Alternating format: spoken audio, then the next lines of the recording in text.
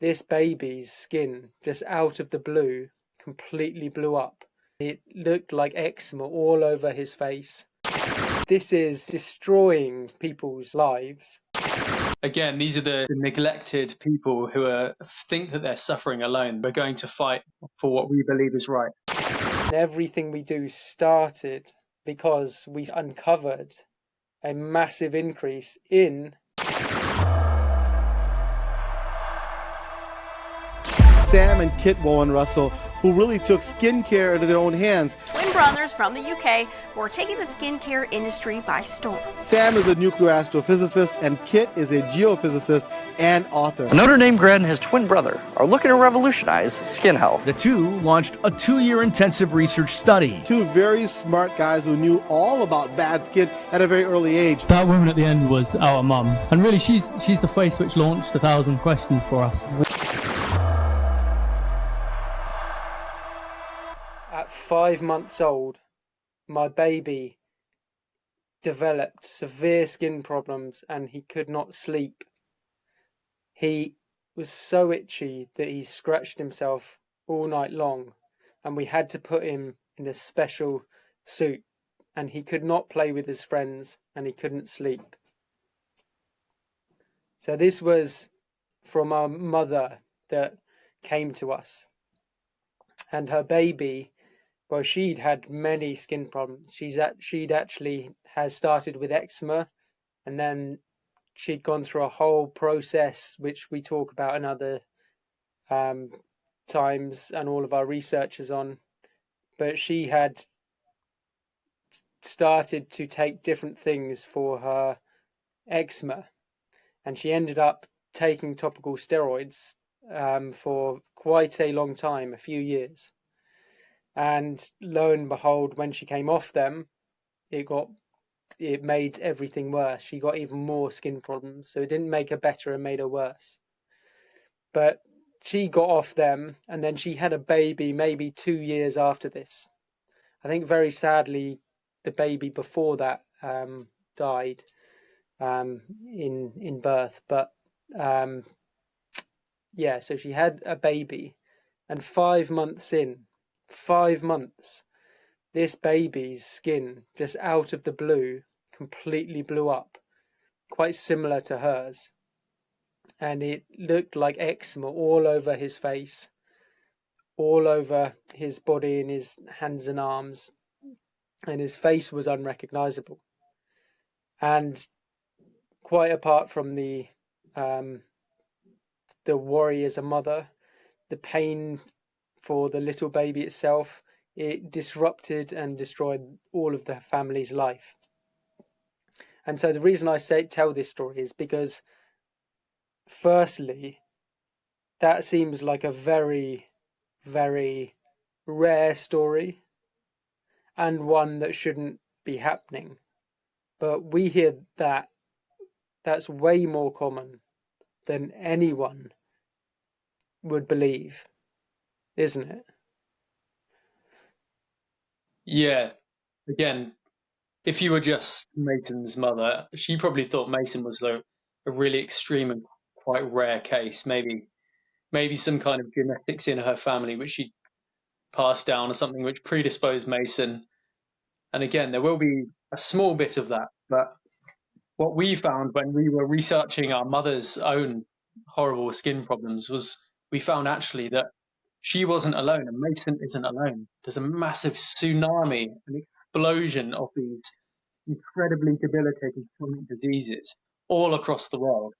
Obviously, predominantly in the Western world, but it's becoming, as other countries get more developed, it's becoming a whole world problem too now as well, which is the scary part. But yeah, I remember seeing those pictures of Mason. And again, I've become a bit immune to it now because I see so many pictures of the people we help on a daily basis. But it was quite distressing seeing a baby so young and so innocent with those horrible scabs all over his face and constantly looking. You can see in his eyes that he was always in pain. That's a horrible way to start life, isn't it? So I would just say, Dan, that the nice thing is now we've seen pictures of Nathan recently. We've been sent pictures, and he's doing brilliantly. He's got no skin problems. His skin is clear, and he's playing with his brothers just like a normal young little boy would.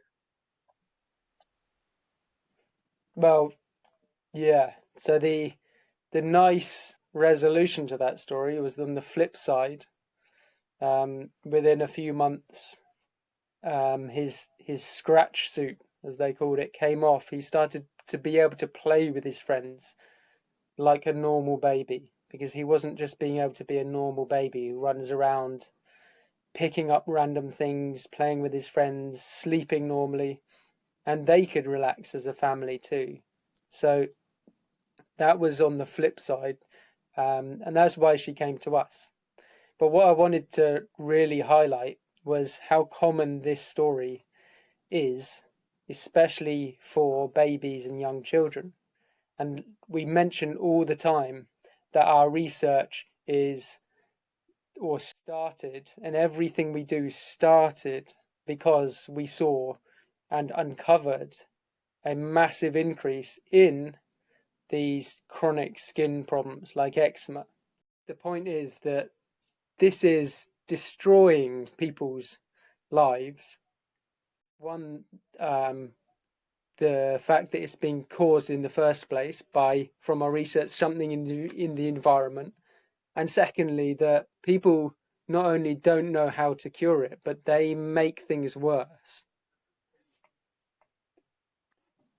Exactly, yeah. So again, these are the hidden, the neglected people who think that they're suffering alone, which we're trying to help.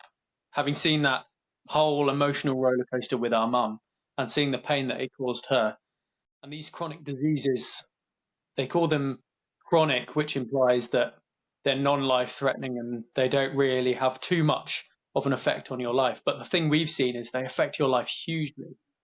They can chip away at you daily, chip away at your self-esteem.